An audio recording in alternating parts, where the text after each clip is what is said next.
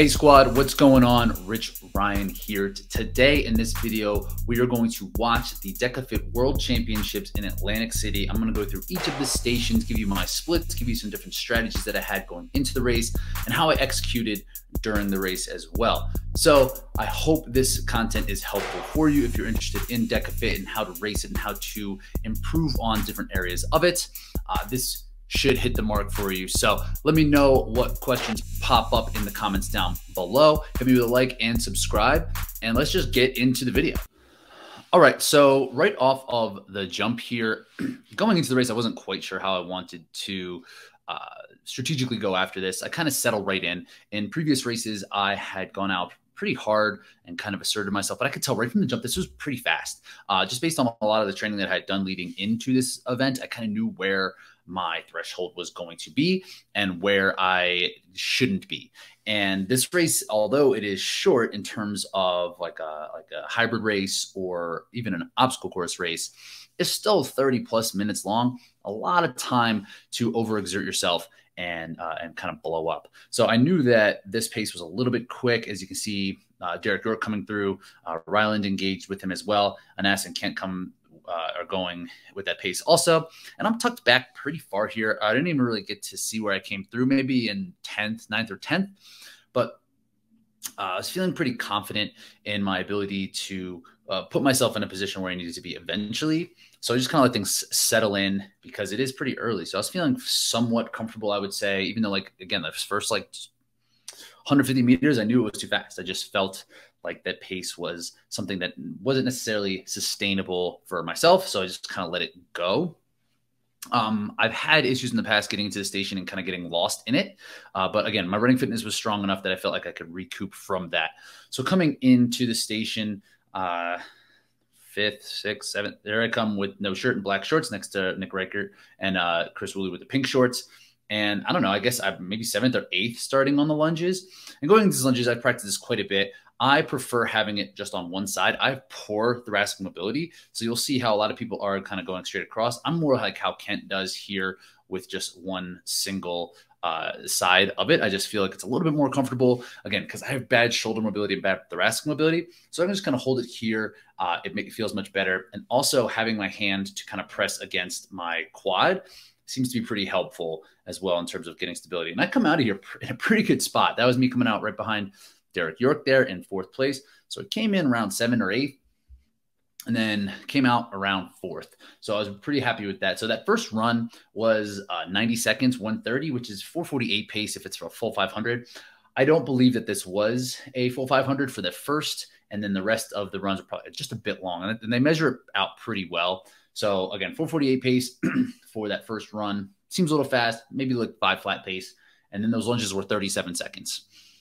So at this point, it's comfortable, feeling okay. So I just wanted to, again, just feel like I was in control. I didn't necessarily have a point where I was like of no return. In general, this race seems to start after the ski erg. So I had my intention that I made a pass here on Derek York. I'm just again feeling comfortable, not wanting to overexert myself, but still wanting to put myself in that race because the row is coming up. And this is honestly a station that I was a little concerned about just based off of what my competitors could do. Ryland is really strong at the row. Kent is very strong at the row. So I wanted to make sure that I was in a decent position and I didn't need to go crazy on this row. It's so early that it's kind of a trap here, especially in events like a Deka Strong or a Deka Mile. The row, you're still feeling somewhat fresh or extremely fresh after just 30 reverse lunges. So coming into it, I just knew I needed to kind of put myself in where I could be. I didn't want to overextend myself because it is such a taxing station, and I knew my ability level on this wasn't going to match my competitors necessarily.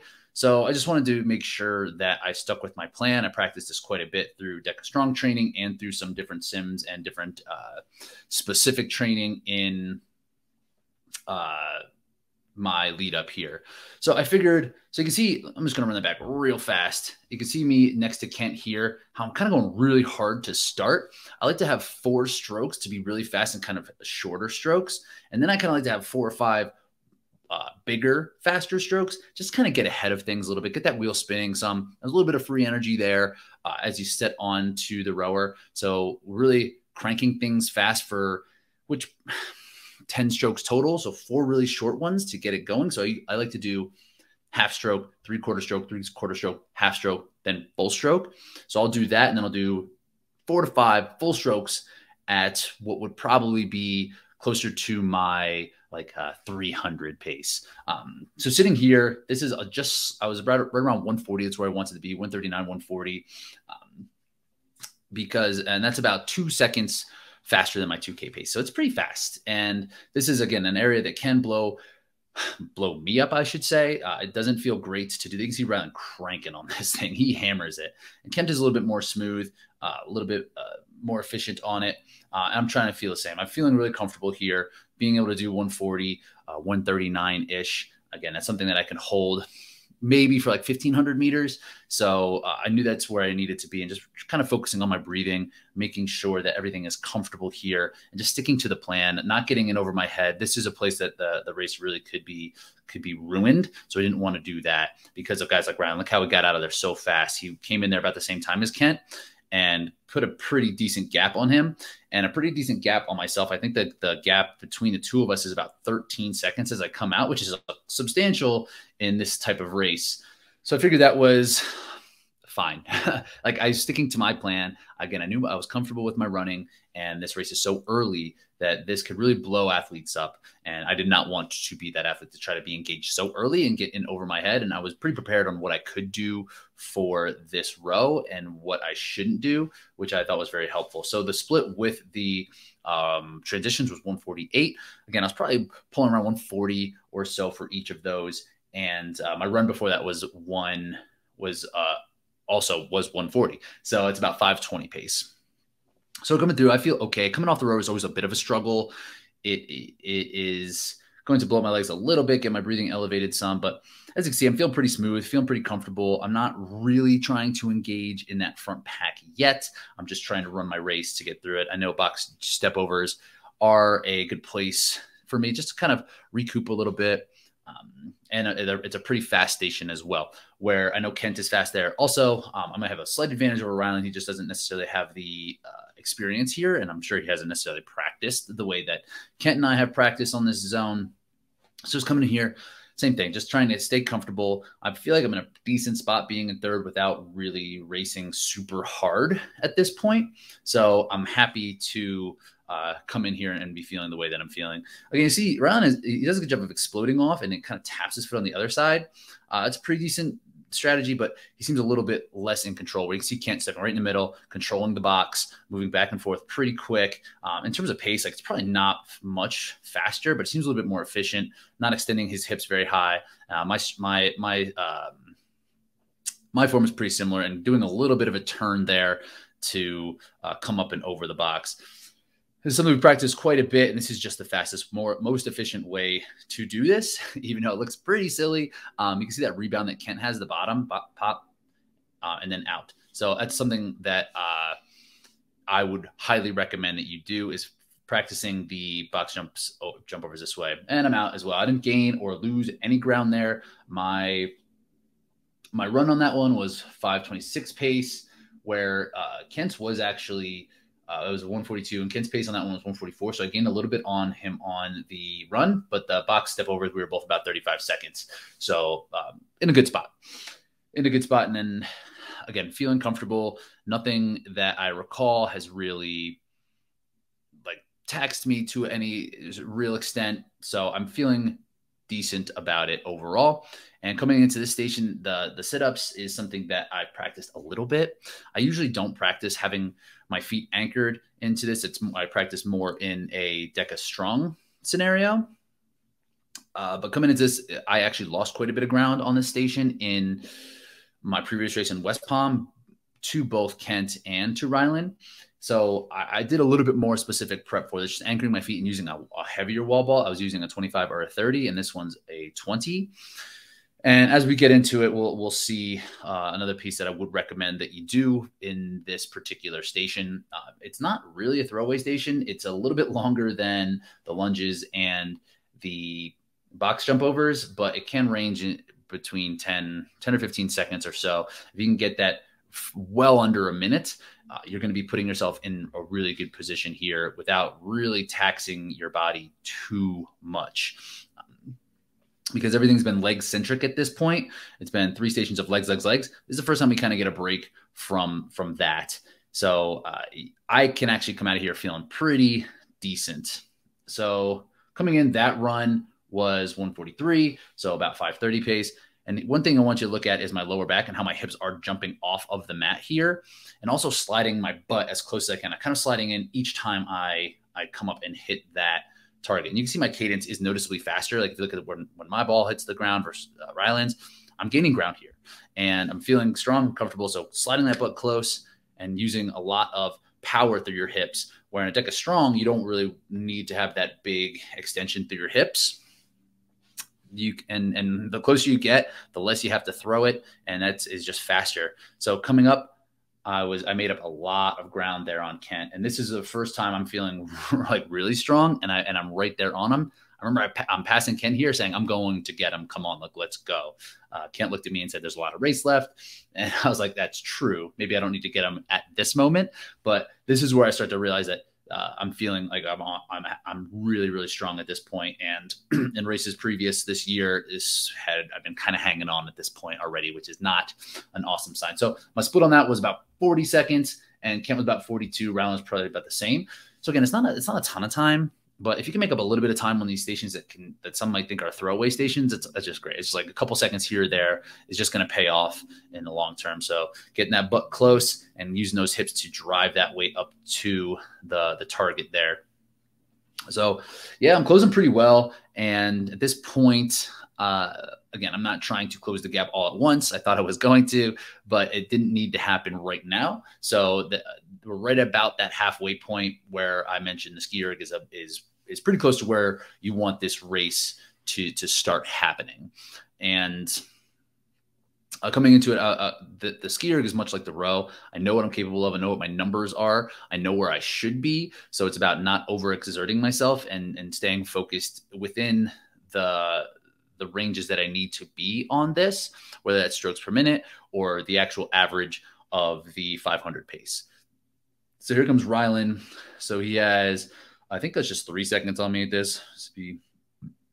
Yeah, just 3 seconds or so coming into this station. In the past, he's been a little bit faster than I have been, and Kent is very fast at this station. So again, I do the same type of method. So again, you can see it's really short and choppy, and then I start to lengthen my stroke. Same thing, just getting that fan spinning is a good way to get to pace much quicker without needing to really pull that thing super hard each time. So it's a way to kind of conserve energy a little bit, I think. And also it helps get to pace in a bit more efficient manner. So we don't need to watch all this. That run was after the setup. Again, I was feeling pretty good. And I think I just had a shot of adrenaline on that too, because I was putting myself in the race. So I was 139, which is about 517 pace on that run after the sit-ups. So let's just fast forward this a little bit. I don't think I have too much to share aside from just continuing to breathe and being positive here. Again, it's halfway through, so it's not a place where you really want to dump everything out, especially with the bike coming. This is a place where you want to not lose ground, but also to stay consistent. And I put a lot of focus on the ski erg in particular for this block leading up, where in Hyrox training, the ski erg, it matters. It helps to have this not take too much energy out of you. But in Deka, it's kind of a make or break station. If you can't ski with some of the best athletes here, you're going to be left behind. And it's such a point where you would need to really exert yourself too much to get back into it. So maintaining here is important. I'm right around 147s. That was my mark for this, is trying to stay at that. And my 2K pace is about 145. So I'm plus 2 seconds, 2 to 3 seconds on this here. So it is a pretty important station to be able to put it all out there. And I'm out. And I maintain that gap right around 3 seconds. Kent made up a little bit of time on me there, but he's very strong at this. So not giving up too much place on him. I'm feeling pretty good. And honestly, at this point, I'm focused on Rylan, who's ahead of me. I wasn't really even looking back or concerned about what was going on behind me because I knew in the ski rig it was a station that I just needed to take care of business. And I was able to execute that pretty well. So my ski was 153, which with transitions. So again, right on 2 or 3 seconds on each end to get in and out of the station is fair. And and just not losing the ground is what was the main point. Was just putting myself in a position and doing what I know I can do here with the ski. And then I'm right on them. Like we're right together essentially. And again, as I'm biding my time, I don't have urgency to necessarily close this gap. This is one of the scenarios I kind of played out in my head, is that I wanted the lead to lead into the farmer's carry because there's a bit of a transition there. And I really wanted the lead going into the assault bike. That was a place where I would want to create a little bit of a gap, especially on if Kent was in this group right now with Rylan and I'd probably been a little bit more aggressive on this run. So I could try to gain leading into farmers, so I can gain even further going into the bike. Rylan's bike is really good. I mean, he's an accomplished cyclist, but his assault bike times haven't been as scary as someone like Kent's. Like Kent can make up a ton of ground on there and still finish this race. So now we're in farmer's carry, and I'm really deciding to pass or not. And at this point, it didn't make sense to pass with this underload, trying to press harder than I needed to. So I just decided to sit, and then my plan was to just make a pass as soon as I could get around him then. So that run before that was 141 pace, 141, which is about 5:23. And then the farmers was 37 seconds. And I waste no time making the pass as soon as we get out of there around that corner. And at this point, this was not necessarily going to be a move that I thought would separate me from the pack, but it was something that I needed to do because that felt fresh. And again, that bike was coming, and I wanted to make the end of this race really be about who can press the hardest and run the fastest. So I decided to make this move here leading into the station, which is probably the hardest one. Not probably, is definitely the hardest one in the assault bike. But because that's not necessarily a strength of mine, I put a lot of work on it to maintain what I needed to do. But I didn't necessarily want to leave it to chance to have myself do well on the assault bike compared to some of these other high-end athletes. So I'm coming by, so I'd probably put 2 seconds or so just on that first 250. At this point, I'm not really thinking of anything. Like, I'm just focused on this run and knowing it's coming up into the assault bike. So we did something that was actually pretty nice for us here, which was they let us set up our bikes leading into the race itself. So before the race, we went down and set up our bikes, because that's kind of a problem with this race in general, is that this is the only station where you really need it to be customized to your height. And so they just put us down there and let us do it by seed position, which I came in as the 7th seed. So my bike position wasn't great, but I knew that it's just better to have it this way, as opposed to coming in and worrying about where you were going to need to get on the bike and what you would need to do to get on that. So you can see I kind of shoot all the way to the back here because that's the bike that I was assigned. So back to that corner. And Rylan comes in here as well. A tip I picked up in this training block is to get on the bike, and for 5 seconds or so, pretty similar to what I was doing with the ski in the row, just go hard, get ahead of it, get that wheel spinning, and then settle in. I've gone back and forth with how to approach this thing. Is it better to improve your high-end ability and then hammer it at a high-end ability, or is it better to improve your high-end ability and then just settle into what you can survive with? And that's really what I kind of settled on for this and the Deka Strong, is to not, like, just because you can doesn't mean you should. And that's really something that differs from Kent and I's approach. Kent can go pretty freaking hard on this thing, and he does in this avenue, where I know I just need to survive. This needs to be something that I just need to get out of there with some wherewithal, because this has really hurt my race in the back half of the first 2 races of the season. So I'm just cranking along here. The run before the assault bike was 143, so about 530 pace. So, and then I'm out. I was out in 107, which with transitions, which is definitely my best bike time that I've had in Deka to date. So it's probably a little bit of the strategy, probably a little bit of fitness, quite like a lot of it of fitness, but if it was, and probably a little bit of just going scared, getting out of there and transitioning out of it as fast as I can so that I can maintain this lead that I was able to build on that last run. So what that looks like is about 77s, I believe, if you're going off RPMs, which is what I generally focus on there. One thing I like to do is try to keep my chest up. You can see my gi just crouched over a little bit. I like to kind of keep up a little bit just to improve the efficiency of the airway when breathing, and just focusing on my arms, making sure it is full body. It's not just legs. It's the whole thing. That's something I'll actually cue myself to say, like, use your arms, use your arms, use your arms. This is like, this can help you. And coming off of it, it's brutal. It's not good. I don't feel good here. When I was watching the coverage, I was actually surprised on how good I looked. And it's not, and I think it was more just running scared. And I had this race in my hands at this point, but I didn't necessarily know it because of how bad the run felt and how much these final 2 stations, or these final 3 stations, really have fallen apart on me in the past.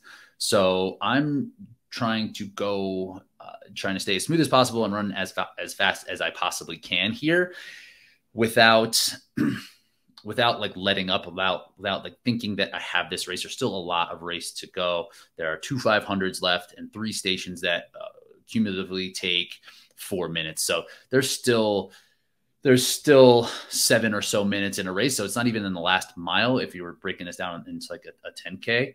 And this was something where I did struggle in the previous, and this one is just kind of about hustle, is moving as fast as you can around it is what it boils down to. I think picking this up with your hands as opposed to like cupping it and getting it over, or lapping it and moving it over is critical. Like if you can just pick it up with your hands, improve your hand strength, and just move it back and forth and just run around the other side, it's going to really make a difference. You'll see people kind of toss it, and I think that kind of helps it. See how Kent just kind of like topples it over.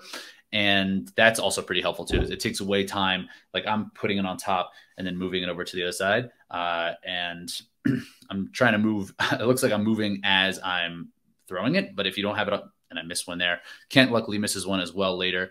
But and when I came in there, I think I had a 6-rep lead. I think that was the first time that I thought like, oh, like this is a decent lead. This is not something that is going to be easy to blow. You can know, there's no sure things, but this was the first time I really thought like, oh, I could win this thing. So coming out of that, I was 104.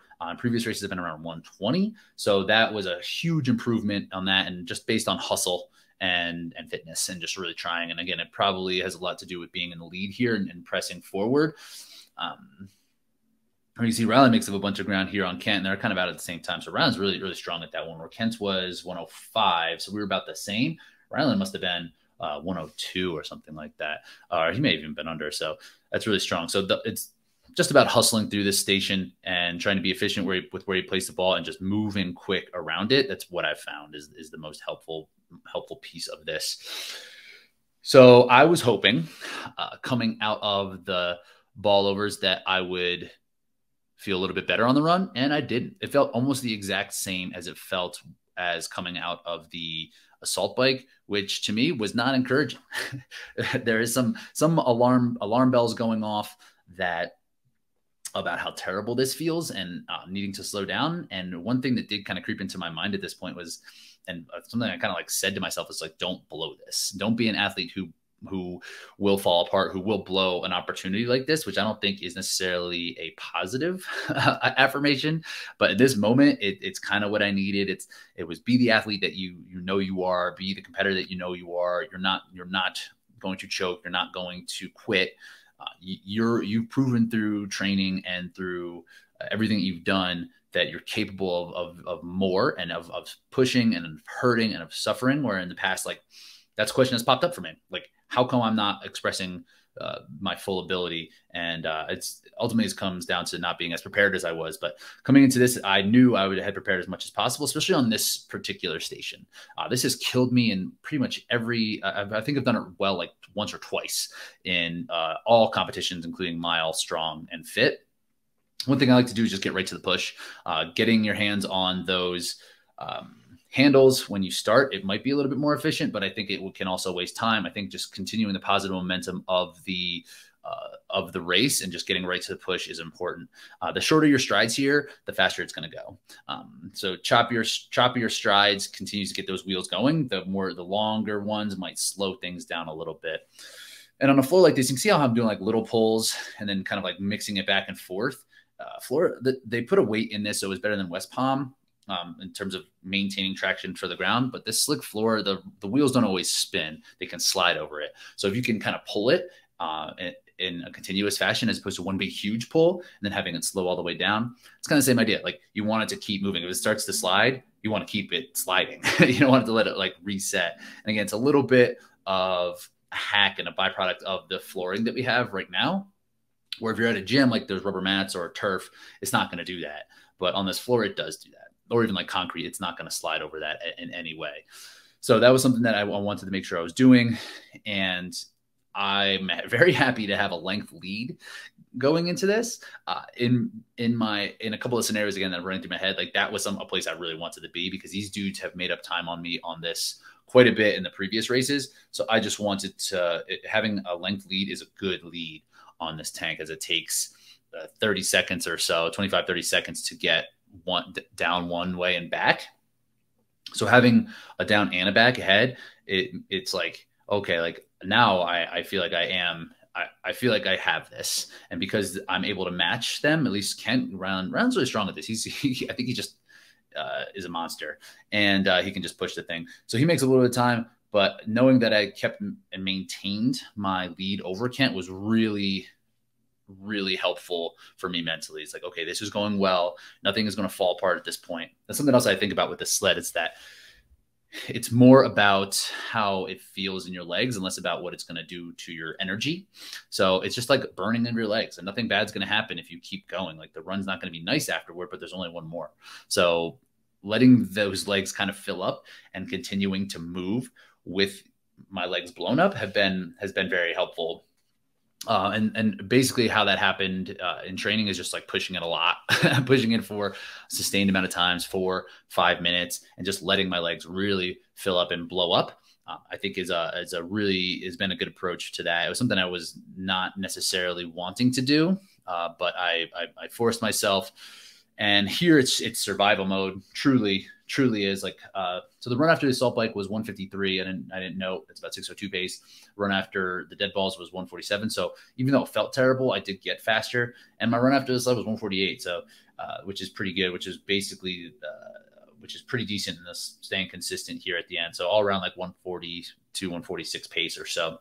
Coming into these burpees, I was done. I was so tired. And, but I also knew there was someone at the corner kind of telling me what my lead was. And I knew it was about 20 seconds at this point.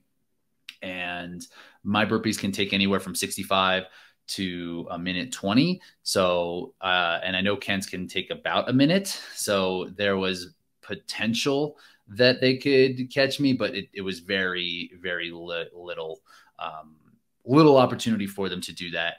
So coming in, not feeling good. Definitely don't want to do any of them. But what's nice about this is you can always do more. I saw a comment actually on this video. It's like, oh, it looks like my chest wasn't hitting the ram. I promise you it was. It's really easy to feel that, and it's very hard to have it not hit the chest. And I don't even think it would be an advantage. So in training, I don't have a ram, so I use devil's press, and that's harder because your chest can't bounce off of anything.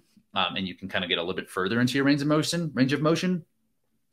But here it wasn't that way. So I'm trying to making sure that these reps are good. I've had some questionable ones in the past without being called on no reps, but I wanted to make sure that these were good, as good as possible without doing too much. Kent's in, he's rolling, and I think he has a better approach than I do. His legs come a little bit wider, and that the ram comes straight up and down. Mine comes out a little bit further up and down. He's able to keep it really close, and he's really powerful. He can kind of jump it up off of his hips a little bit. So at this point, I'm just making sure that these reps are good. I don't have a ton of urgency toward the end here, and I'm at like 5 left. I knew it was it, and then that was all. That was it. And I just walked across. I had some people screaming to keep going. I wasn't very close to the record. I didn't even care. I wasn't even thinking about my time. I was just thinking about where I was in the race. And here comes Kent. You see, look how wide he is, right? And he just jumps that weight up overhead. And he's really good at getting that thing done. So that's really it. I hope that was helpful.